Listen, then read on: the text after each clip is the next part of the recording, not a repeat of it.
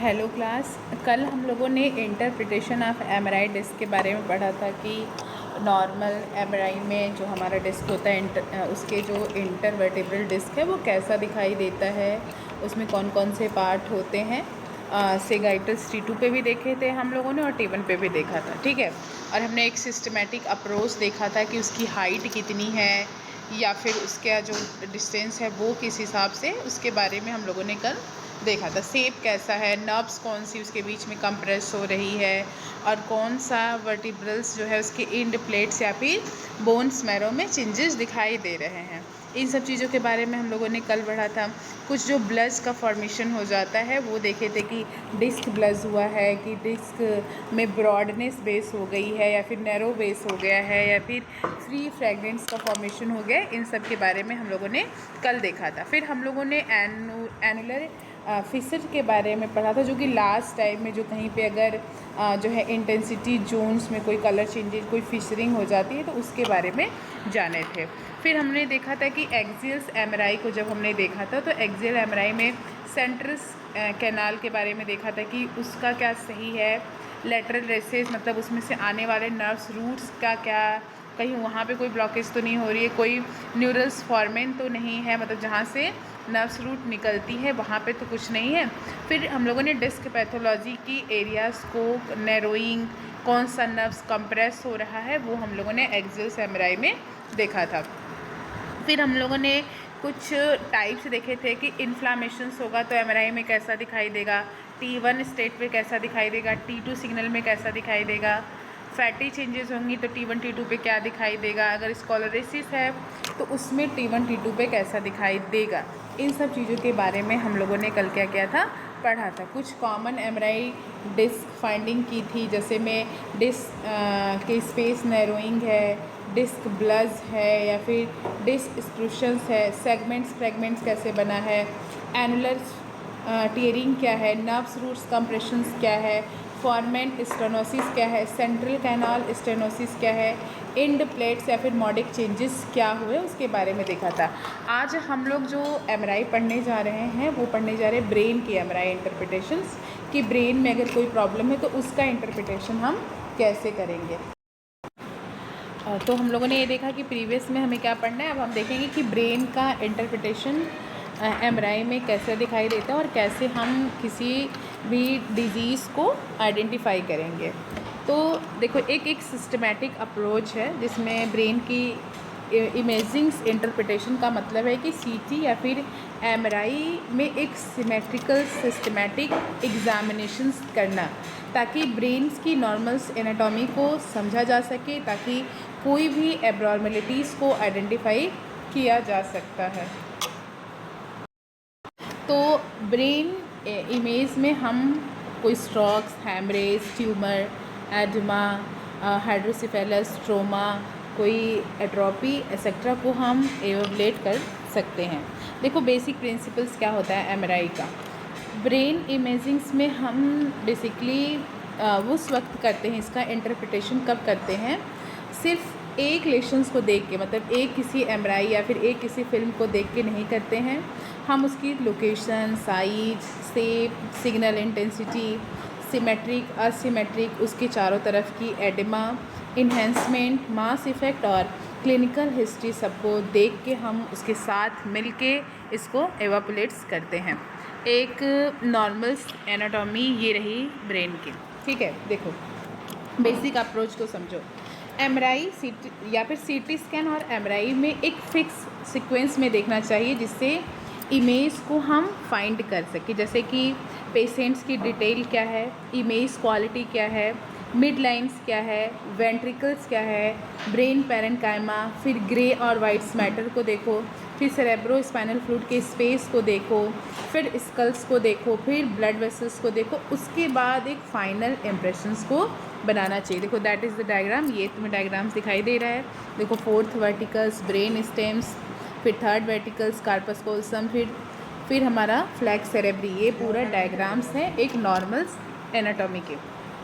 अब पेशेंट्स की डिटेल को कैसे लिखेंगे। देखो पेशेंट्स के डिटेल मतलब पेशेंट्स का नाम, उसकी आईडी, उसका एज, और करेक्ट जो साइड है उसे चेक करना चाहिए कि कौन से साइड्स के एमआरआई को देखना है। फिर इमेज क्वालिटी में हमें ये देखना है कि इमेज क्लियर है या फिर नहीं है। मिड्स लाइन में देखना है कि ब्रेन की जो मिडिल लाइन स्ट्रक्चर है वो डिस्प्लेसमेंट तो नहीं है, वहाँ पे कोई चेंजेस तो नहीं हो रहे हैं। फिर हम आएंगे वेंट्रिकल्स पे। वेंट्रिकल्स पे हम देखेंगे कि वेंट्रिकल्स जो है, देखो third ventricles, fourth ventricle, first मतलब 4 वेंट्रिकल्स होते हैं, तो उन सारे वेंट्रिकल्स के स्ट्रक्चर को देखेंगे कि वो नॉर्मल साइज में है या फिर उसमें कुछ इनलार्जमेंट हुआ है। फिर हम आएंगे ब्रेन्स के पैरेन्काइमा पे। तो जब ब्रेन के पैरेन्काइमा पे आएंगे तो उसमें देखेंगे कि जो ब्रेन के टिश्यूज़ हैं वो कैसा है, उसमें किसी तरह की एडिमा, किसी तरह का इन्फेक्शंस तो नहीं हुआ है। फिर हम उसके ग्रे मैटर्स और वाइट मैटर को देखेंगे। ग्रे मैटर्स और वाइट मैटर में देखेंगे कि इन दोनों में क्या डिफरेंसेस दिख रहे हैं, इसमें कुछ बदलाव तो नहीं हुआ है। और फिर जहाँ पे सेरेब्रोस्पाइनल फ्लूइड्स फिल्ड होता है उस जगह को देखना स्टार्ट करेंगे कि वहाँ का जो फीसर है उसको चेक करेंगे, वो सब कुछ तो सही है। फिर आएंगे ब्लड वेसल्स पे, मतलब जो उसमें ब्लड वेसल्स में इमेज में उसके ब्लड वेसल्स को एसेस करेंगे, जानेंगे वहाँ पे कोई इन्फ्लामेशंस या कोई ब्लॉकेज, कोई स्ट्रोक्स तो नहीं है। फिर उसके बाद हम सब कुछ को कंबाइन करके एक लास्ट के कंक्लूजन्स पे पहुँचेंगे। ये डायग्राम आपको दिख रहा है, ये है पूरा हमारा सिस्टमेटिक अप्रोच के बारे में। अब हम क्या करेंगे, इमेज की क्वालिटी को कैसे हम इमेज क्वालिटी को कैसे चेक करेंगे। तो इंटरप्रिटेशन स्टार्ट करने से पहले ये देखना बहुत ज़रूरी है कि जो इमेज है वो एडिक्वेट सही है या फिर नहीं है, मतलब कौन से पेशेंट्स पे, कौन से साइट पे या फिर करेक्ट पेशेंट को पोजीशंस पे लेटाना है। एक इमेजिंग अप्रोप्रिएटिक इमेजिंग प्लेन्स को देखना है। उसके बाद पेशेंट्स को मोमेंट्स और उसके जो मोशन है वो नहीं होना चाहिए। उसके बाद स्लाइस की जो थिकनेस है उसको देखना है वो है या नहीं है। एमआरआई के सीक्वेंस को देखना है वो सही है कि नहीं है। या फिर इमेज में नॉर्मल्स ब्लरिंग्स, तो ब्लर तो नहीं हो रहा है, कहीं से इमेज ब्लरिंग तो नहीं आ रही है। अगर इमेज क्वालिटी पुअर होगा तो डायग्नोस्ट करना काफ़ी डिफ़िकल्टीज़ हो सकती है, अनरिलायबल्स हो सकती है। कुछ एमआरआई के सीक्वेंस दिए गए हैं, जैसे में देखो T1 पे हमें देखना है उसकी जब हम T1, T2 मैंने प्रीवियस क्लास में काफ़ी डिटेल्स में एक पूरे लेक्चर्स में समझाया है। अगर आपको T1 T2 के डिटेल्स में कुछ प्रॉब्लम समझ में आएगी तो आप हमारे प्रीवियस के वीडियोस देख के उससे इसको कोरिलेट्स कर सकते हो। देखो T1 पे हमेशा हम एनाटॉमी, फैट और पोस्ट कंट्रास्ट असेसमेंट को देखते हैं। T2 पे हम फ्लूइड्स को और उसके बहुत सारे पैथोलॉजिकल लेसन्स को देखते हैं। फ्लेयर पे हम सेरेब्रोस्पाइनल फ्लूइड्स के स्प्रेस या फिर वाइट मैटर लेसन्स को देखते हैं। DWI पे हम कोई स्ट्रोक्स, एक्यूट्स स्ट्रोक नहीं है उसको आइडेंटिफाई करते हैं। ADC पे हम क्या करते हैं, ट्रू जो डिफ्रेक्शंस है कंफर्म करने में हेल्प करते हैं। SWI पे हम मिड प्रोडक्ट या फिर माइक्रो ब्लिट्स को देखते हैं। और पोस्ट कंट्रास्ट T1 पे हम ट्यूमर, इन्फ्लामेशंस, इन्फेक्शंस और इनहेंसमेंट्स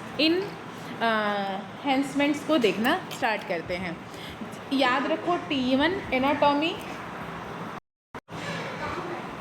T1 पे हम एनाटॉमी, फैट और पोस्ट कंट्रास्ट, T2 पे वाटर्स और फ्लूइड, फ्लेयर में वाइट मैटर, DW में एक्यूट स्ट्रोक्स और SWI में हम ब्लड्स को देखते हैं। अब हम लोग देखेंगे मिड लाइन स्ट्रक्चर के बारे में। मिड लाइन स्ट्रक्चर सबसे पहले देखेंगे कि ब्रेन में कोई सिमेट्रिकल्स या फिर कोई सेंट्रल्स अलाइनमेंट्स है या फिर नहीं है, मतलब उसके हम फ्लैक्स सेरेब्री को देखेंगे, सेप्टम्स को देखेंगे, थर्ड वेंट्रिकल्स को देखेंगे, पैनियस रीजन्स को देखेंगे और ब्रेन स्टेम्स को देखेंगे। नॉर्मली या फिर स्ट्रक्चर्स में मिड लाइन में होता है, देखो ये दिखाई दे रहा है। अगर इसमें कोई शिफ्टेड नहीं है, नॉर्मल है, तो देखो दैट इज़ द डायग्राम्स।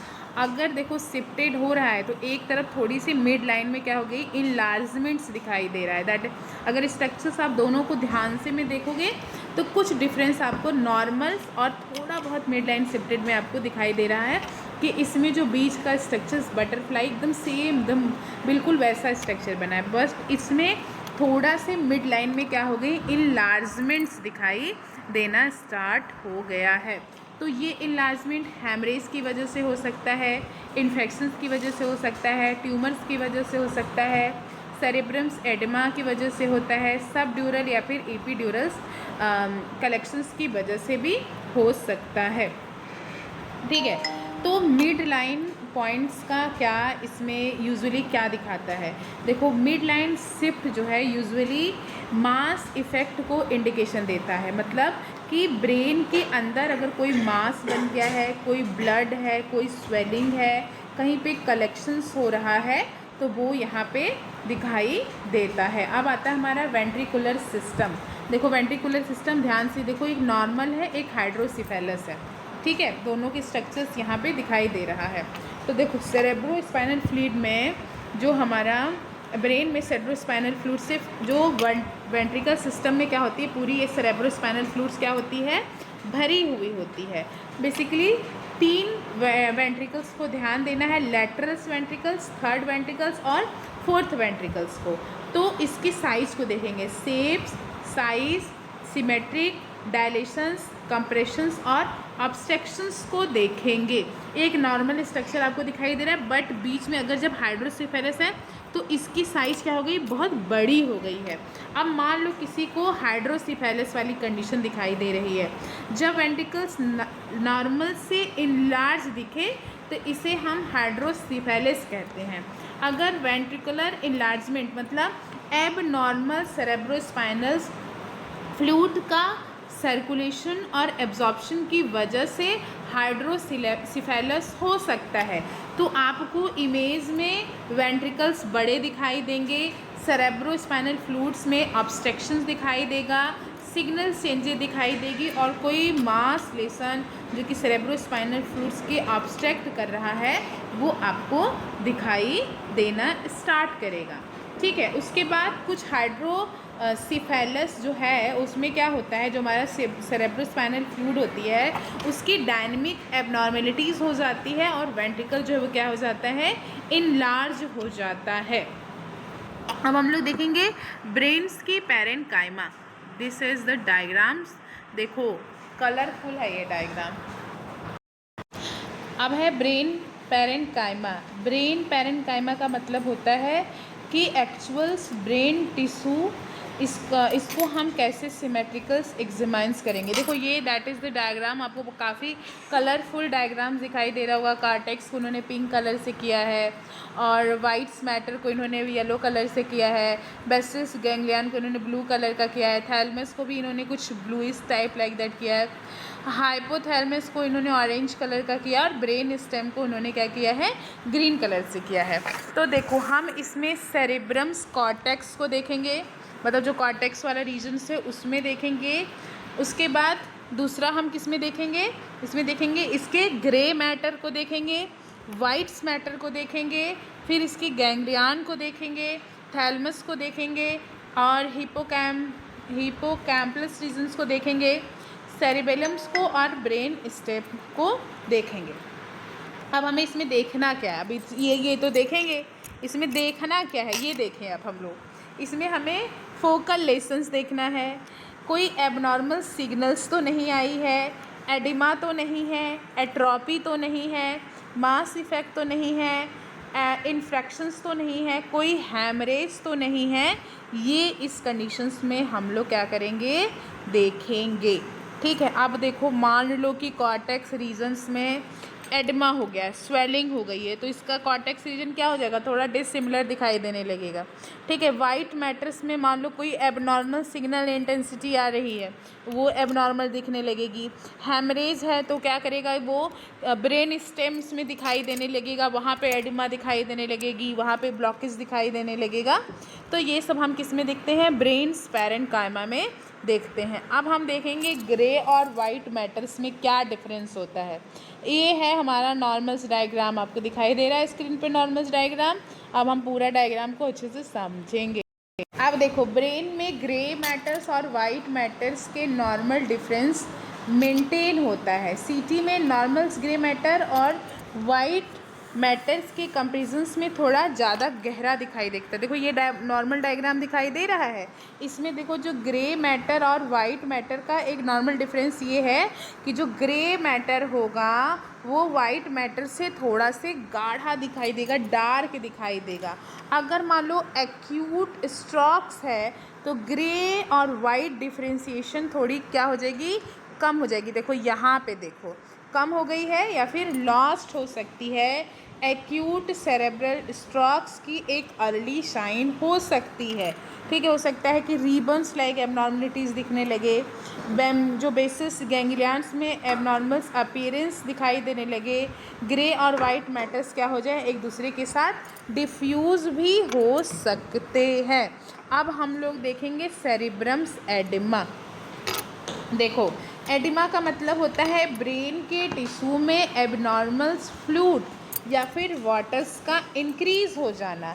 इसके कारण ब्रेन में क्या हो जाती है, स्वेलिंग हो जाती है, और या फिर कहीं पे उसमें किसी तरह का इन्फ्लामेशंस हो जाता है।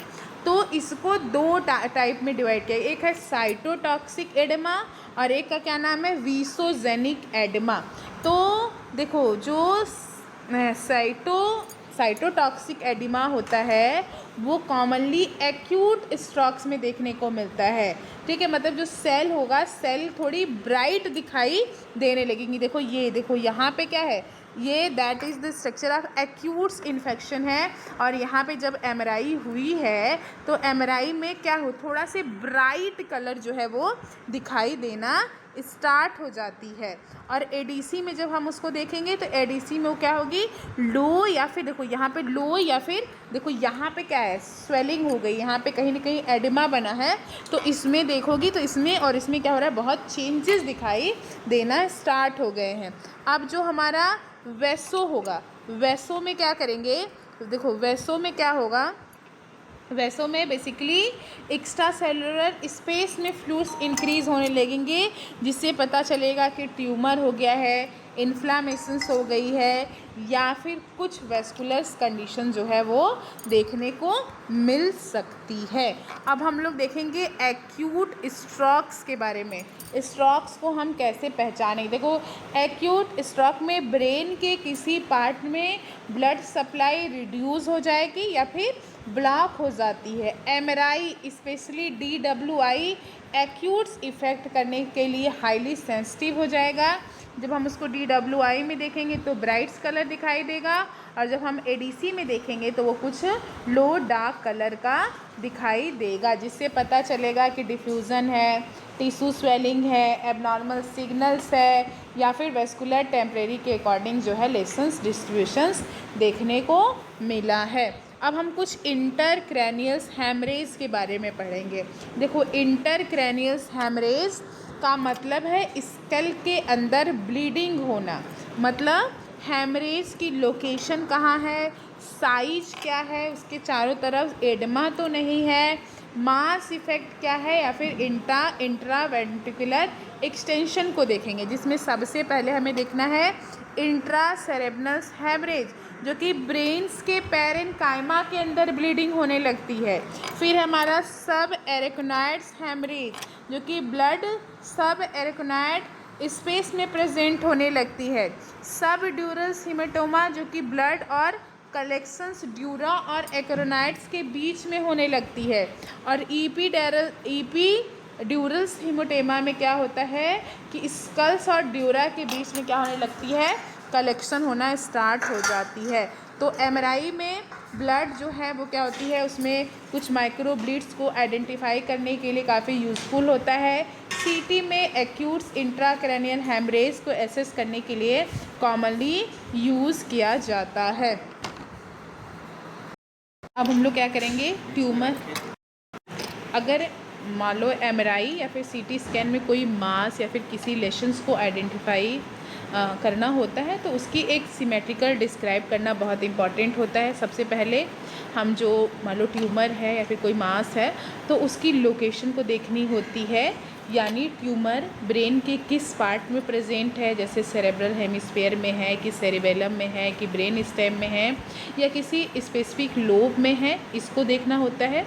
उसके बाद देखना होता है कि उसकी साइज़ मेज़र करनी होती है, फिर उसकी शेप देखना होता है कि वो राउंड्स है कि ओवल है या फिर इरेगुलर है। फिर उसके बाद उसकी सिग्नल इंटेंसिटी को डिफरेंट एमआरआई सीक्वेंस पे देखना होता है, जैसे T1 पे देखना है, T2 पे या फिर फ्लेयर पे एसेस किया जाता है। इस लेशन की टिश्यू कैरेक्टरिस्टिक के बारे में जो है इंफॉर्मेशन मिलती है और कॉन्ट्रास्ट के बाद इन्हेंसमेंट पैटर्न को भी देखा जाता है, यानी लेसन कॉन्ट्रैक्ट्स को किसी एक्सटेंट या फिर किसी पैटर्न्स में एब्जॉर्ब करता है। इसके बाद ट्यूमर्स के चारों तरफ में एडिमा है या नहीं है ये चेक किया जाता है। फिर कुछ लेशंस के अंदर हैमरेज या फिर ब्लड जो प्रोडक्ट को भी देखा जा सकता है। इसे एमआरआई सीक्वेंस स्पेशली हम देखते हैं किस पे ZRE या फिर ZWI पे इवापोरेट्स करते हैं। ट्यूमर की साइज लोकेशन के कारण उसके आसपास के स्ट्रक्चर पे कोई इफ़ेक्ट तो नहीं पड़ रहा है, इसको देखते हैं। इनके चारों तरफ के स्ट्रक्चर में कोई कंप्रेशन या फिर कोई डिस्प्लेसमेंट तो नहीं हो रही है, इसको देखेंगे। फिर हम देखेंगे मिड लाइन शिफ्ट तो डेवलप नहीं हो रही है। साथ में हमें ये भी चेक करना होता है कि ट्यूमर्स ने वेंट्रिकुलर सिस्टम या फिर सेरेब्रोस्पाइनल पाथ को कहीं ना रोकने की कोशिश तो नहीं किया, फिर रोका तो नहीं है, क्योंकि ऑब्स्ट्रक्शन होगा तो हाइड्रोसिफेलस हो सकता है।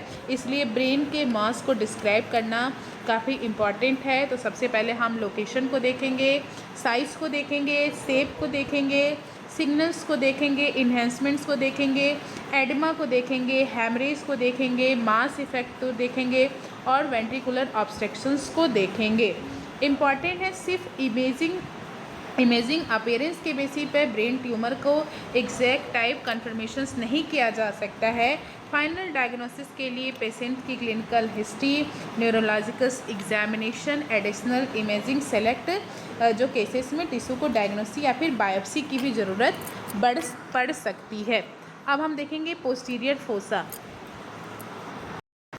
जब भी हम पोस्टीरियर फोसा को देखेंगे तो ये ब्रेन का एक काफ़ी इम्पॉर्टेंट रीजन है, जिसमें मेनली सेरिबेलम और ब्रेन स्टेम के स्ट्रक्चर होते हैं, जिसमें हम सेरिबेलर हेमिस्फीयर को देखेंगे, सेरिब्रम वर्मिस को देखेंगे, पॉन्स को देखेंगे, मेडुला ऑब्लिंगाटा को देखेंगे, फोर्थ वेंट्रिकल्स को देखेंगे और सेरेब्रस के एनर्जीज को देखेंगे, जिसमें देखेंगे कोई हैमरेज तो नहीं है, कोई मास लेशंस तो नहीं है, कोई कंप्रेशंस तो नहीं है, कोई हाइड्रोसिफेलस तो नहीं है। अब पोस्टीरियर फोसा में स्मॉल लेशन भी काफ़ी इम्पॉर्टेंट हो सकता है, क्योंकि यहाँ से ब्रेन स्टेम्स और सेरेब्रोस्पाइनल फ्लूइड्स के पाथवे भी जो है वो क्लोजली एक दूसरे के साथ जुड़ी हुई होती है।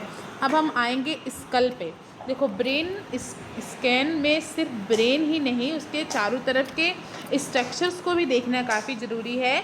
ब्रेन स्कैन में जैसे स्कल्स के वॉल्ट्स देखना है, स्कल का बेस देखना है और फिर पैरानेसल साइनसेस को देखना है, ऑर्बिट्स को देखना है, मेस्टॉइड्स एयर सेल्स को देखना है, स्केल और सॉफ्ट टिश्यूज़ को देखना है। देखना है कि क्या इसमें देखना क्या है कि स्कल में कोई फ्रैक्चर्स तो नहीं है, कोई साइनस डिजीज़ तो नहीं है, कोई मास्टेड एबनॉर्मेलिटीज़ तो नहीं है, बोन्स लेशंस तो नहीं है, या फिर सॉफ्ट टिश्यूज़ में कोई एबनॉर्मेलिटीज़ तो नहीं दिख रही है।